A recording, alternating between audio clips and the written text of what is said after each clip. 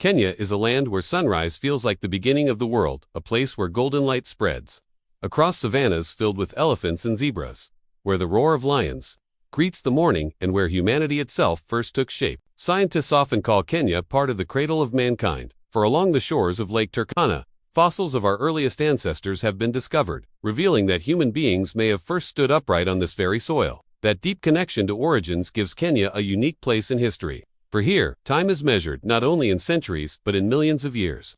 From those earliest steps, the land carried waves of traders, nomads, and empires. Along the Indian Ocean, dhows with lateen sails brought Arab and Persian merchants who mingled with African communities to create the Swahili culture, a beautiful fusion of language, architecture, and art.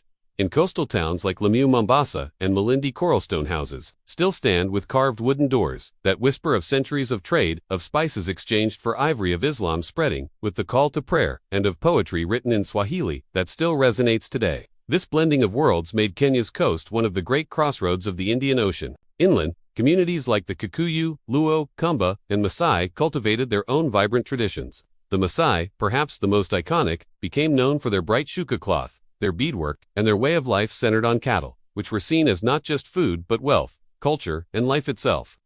Their ceremonies, from initiation rites to jumping dances, are as much about identity as they are about celebration. Other groups developed rich musical styles, oral histories, and crafts that together formed the mosaic of Kenya's cultural identity. Colonialism changed this trajectory.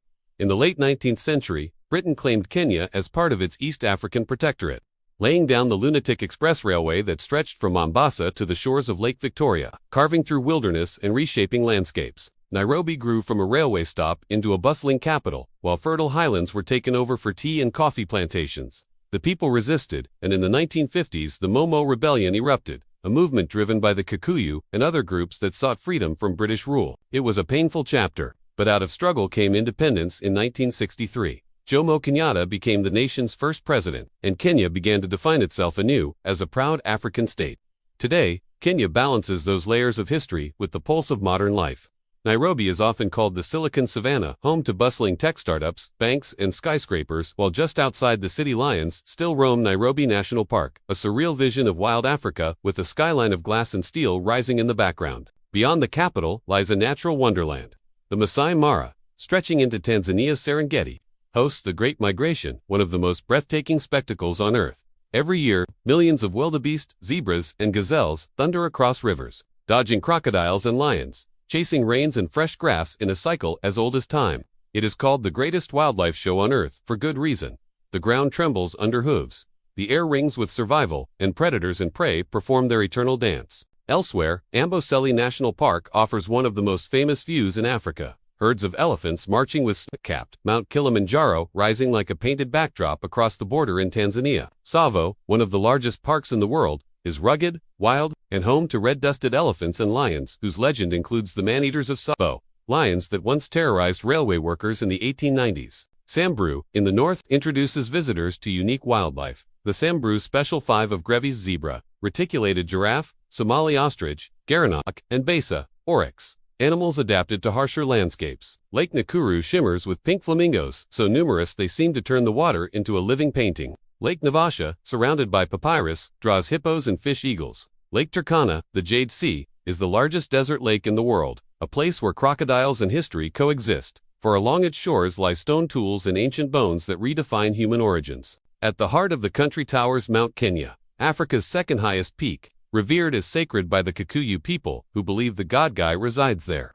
Its jagged peaks, cloaked in glaciers and forest, nurture unique plants like giant lobelias and groundsels that look as though they belong in a prehistoric world. To climb Mount Kenya is to journey through multiple climates, from tropical forest to alpine desert to icy summit, all in a single ascent.